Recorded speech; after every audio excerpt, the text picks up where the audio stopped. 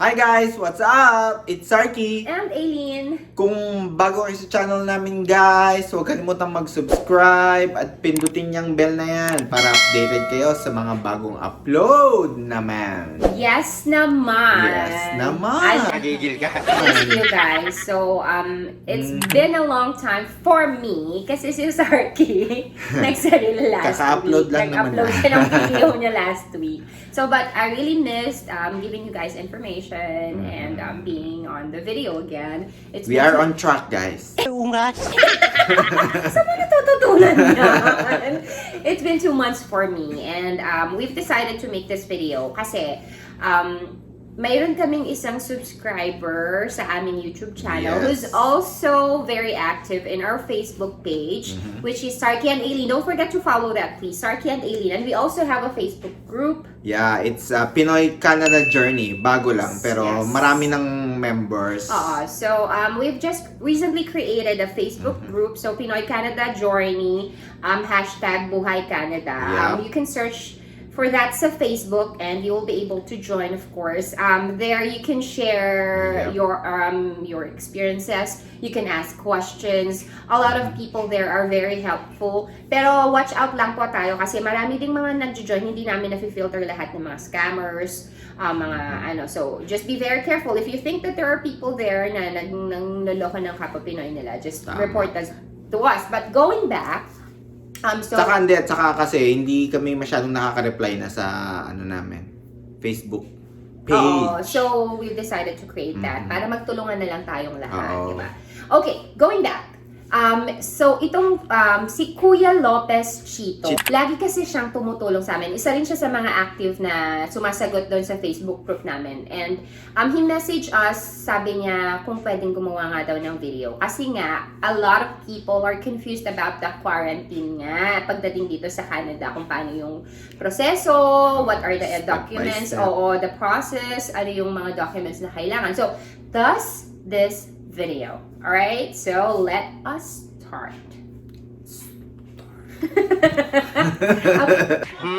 Mahimik ka dyan.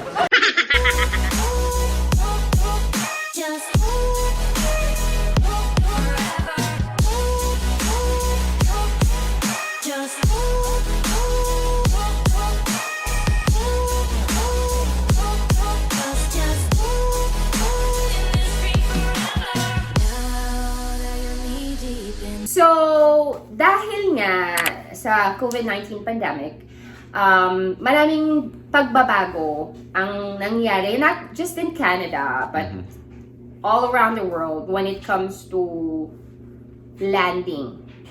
Okay, yung pagdating nyo dito. So, this is specifically for international students only.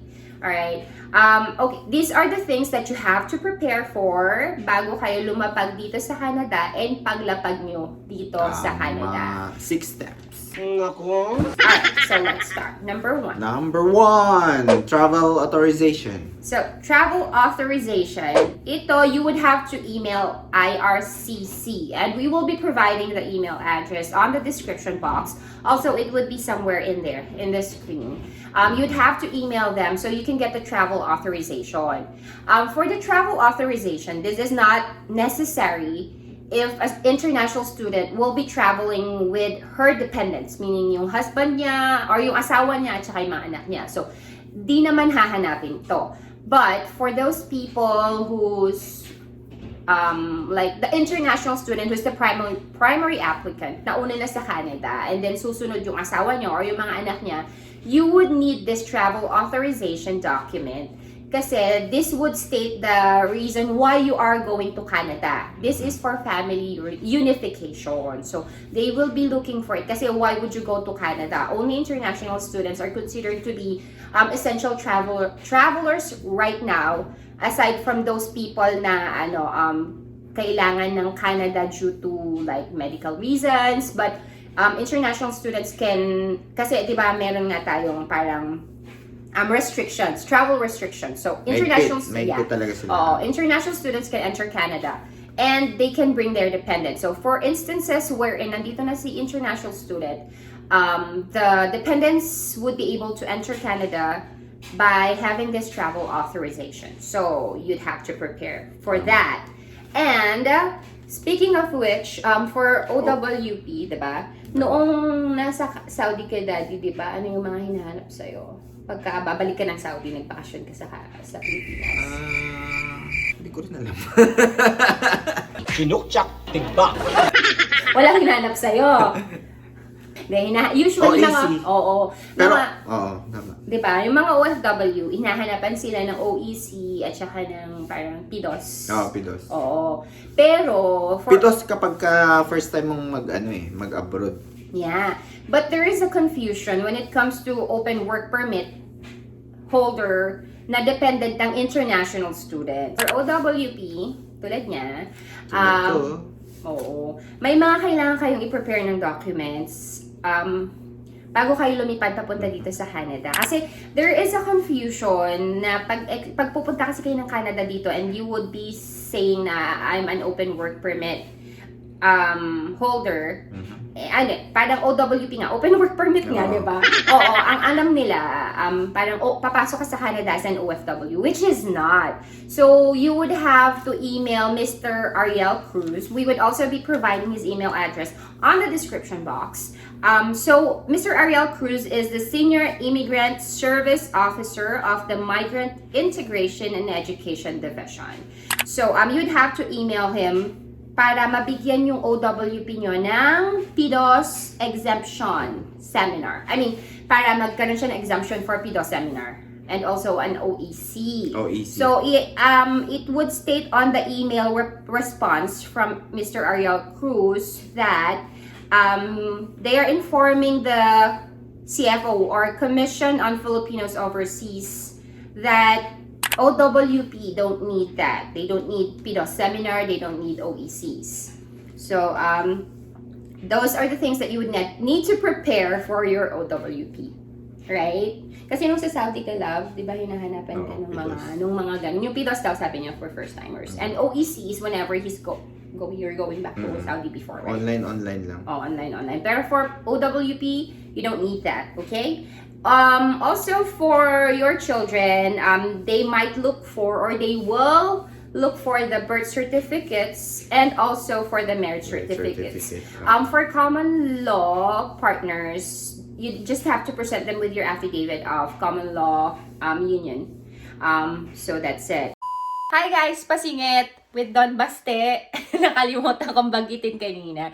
So aside from emailing Mr. Ariel Cruz, you would also have to go to the POEA website to get certificates of work permit exemption. So you would get all those certificates on their website and you would need all those documents for your OWP. Number 2, download ArriveCan app. ArriveCan app. So you can download that to your iPhone through your Apple Store or through Google Play. Yes po. So ano ba yung ArriveCan app? Tracking application. Ay, galing. Bright na bright ka talaga. Yes, it is a tracking application, pero not in a way na parang nakakatakot, diba? So, this application, pagdating mo sa Canada, hanapin nila yun sa'yo if you have already the app on your phone.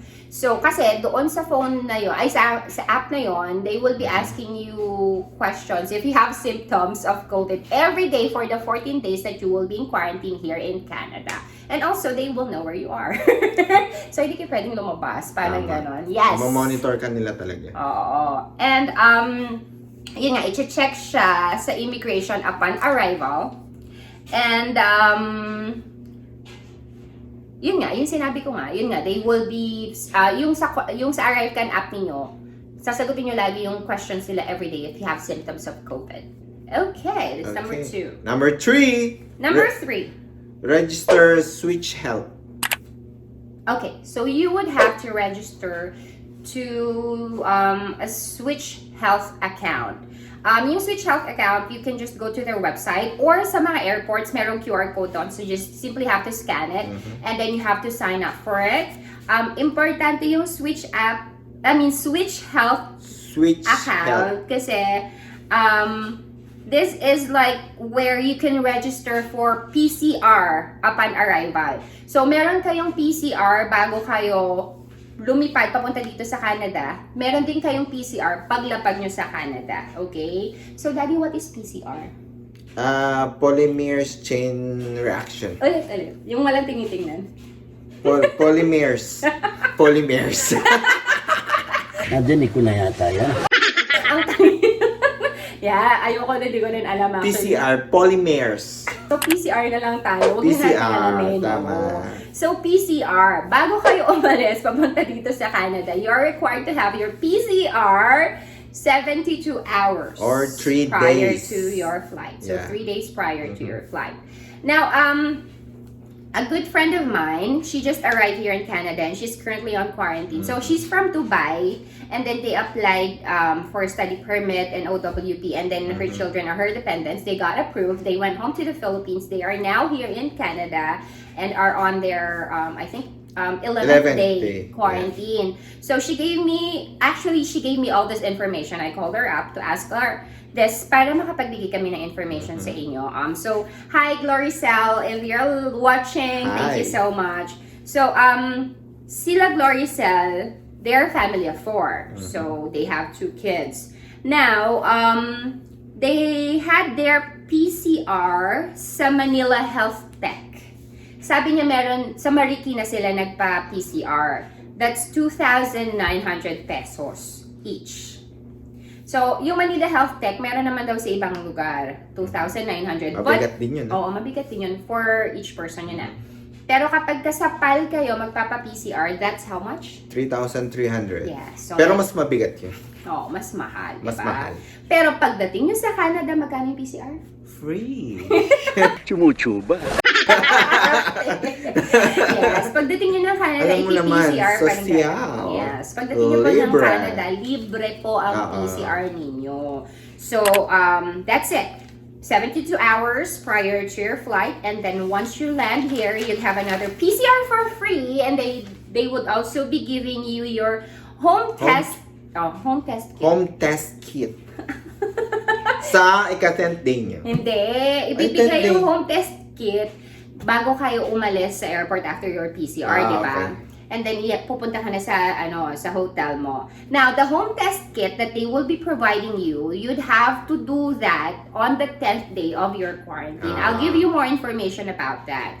So, yung home test kit na yon, tulad nga ng pagkakasabi na home test kit, meaning you'd have to do it yourself, the test. So, on the 10th day, you'd have to sign in again to your Switch Health account. And then you'd have to go to you have to open Switch Health, and then you'd have to put in all the serial numbers, of each person na under quarantine. And then, choose ready for home test. Tapos, pagkatapos nun, i-connect ka nila sa nurse, and through video call, they would instruct you how to do the swab test by yourself. Yun po. So, yun yung reason why you'd have to have the home test kit. Kasi on your 10th day, you're required to do another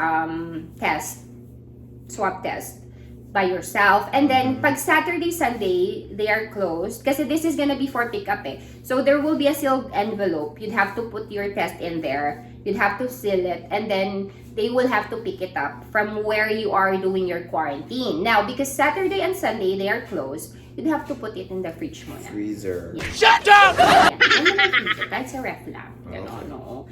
So, yun. Now, what else do we need to prepare for? Ito. Number 5! Call IRCC hotline. Yeah, sorry, alam mo kung bakit tawa kami. Nagtawa kasi pampitong take na tong part na to. Pababa energy ni Sarky. So, yeah, you have to call IRCC hotline. Bakit? For the 3 days quarantine. Good! Yeah, 3-day quarantine.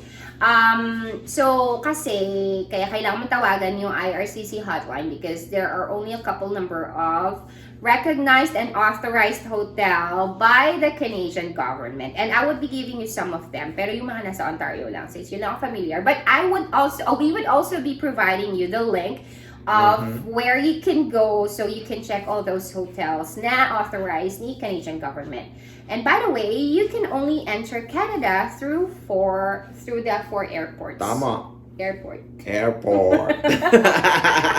Calgary International Airport. Sa Alberta. Yep.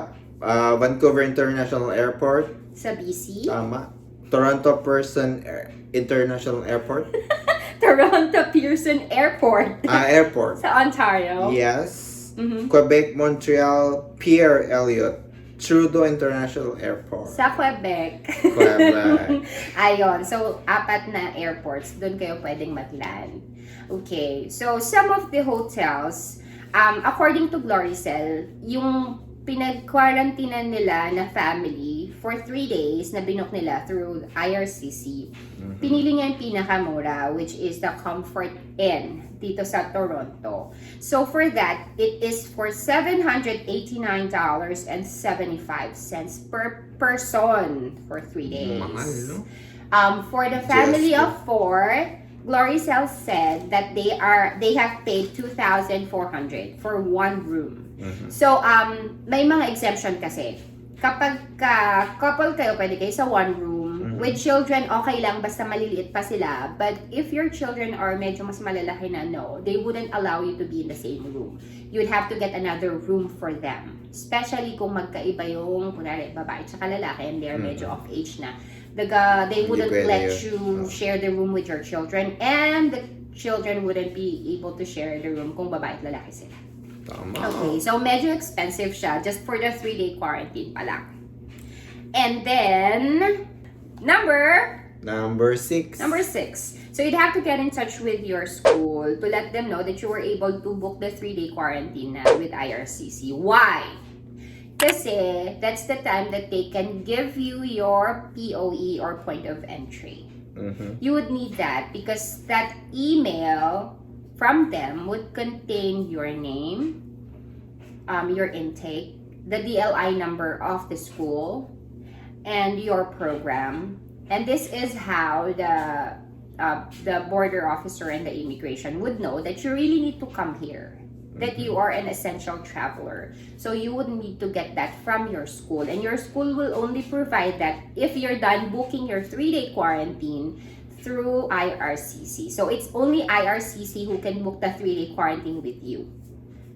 Okay, no one else. Not even your school can do that for you. You have to call them personally. You have to call them by yourself. Okay. Also, may 14-day quarantine kasi yun eh. So 3-day quarantine pa lang yung tapos mo, if ever. And you'd have to finish the 11 days pa, diba? And how will you be able to do that?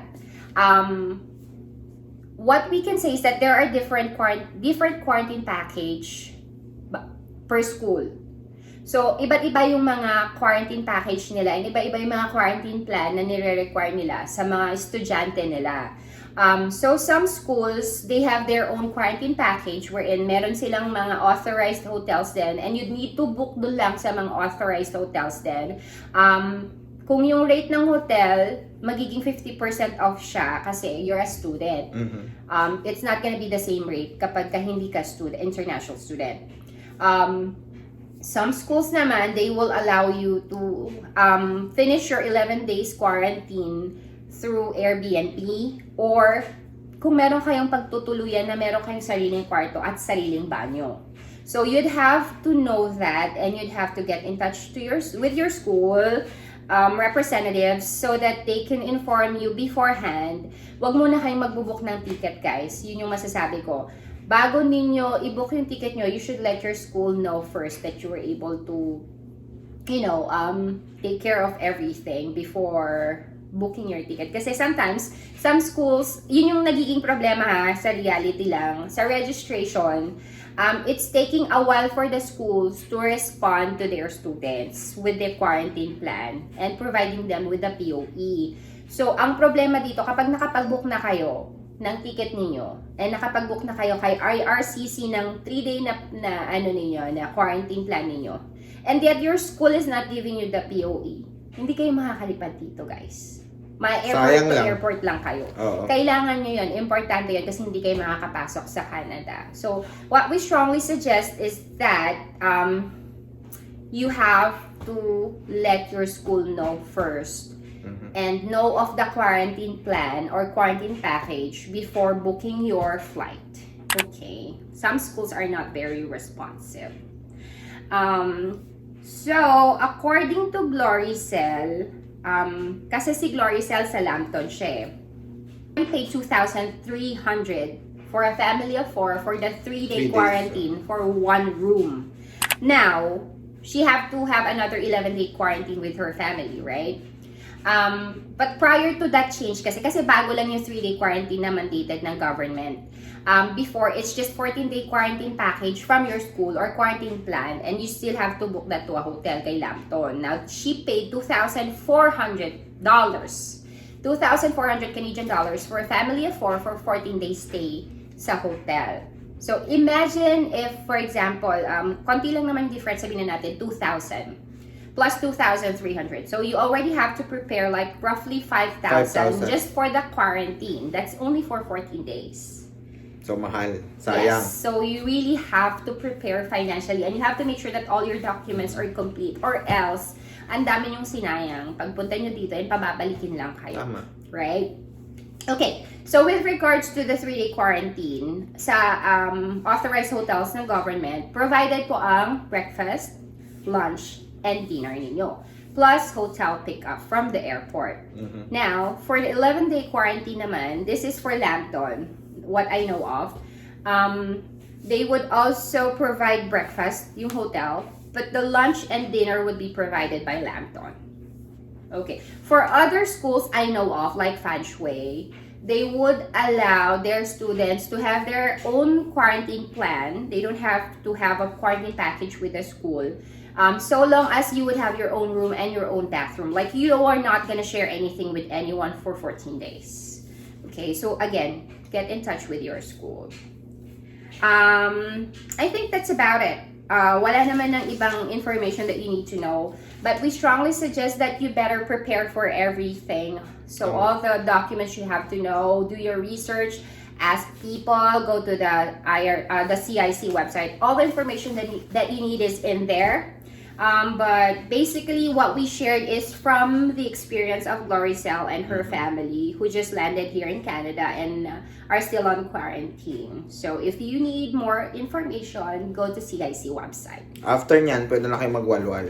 After 14 days. Pero hindi Pag natapos na lahat ano yan. pa, may mga parts pa dito sa Canada na still under quarantine. Like Ontario, we are on a gray zone. So April 15 we're pa. still not allowed to go anywhere or go outside and have meet people that we are more than 10. So bawal Yep. yan. And mas yung mga Tama. bisita sa bahay. So still restricted. Again, every link, email, and information that you need to know will be on the description box. Please don't forget to hit May extracurricular activity. ano yung hit? Don't forget to like, share, and subscribe. Ang galing. Ayun. Sige guys, thank you so much. So Maraming salamat. agyaman kami. Agyaman We kami. will be posting more videos. Number 5! 5. Call IRCC Parang hotline. pababa yung energy mo, Daddy. Why do you have to call IRCC hotline? Pang-apat na kasi ito eh. Tama, pang-ani. Pang-7 na.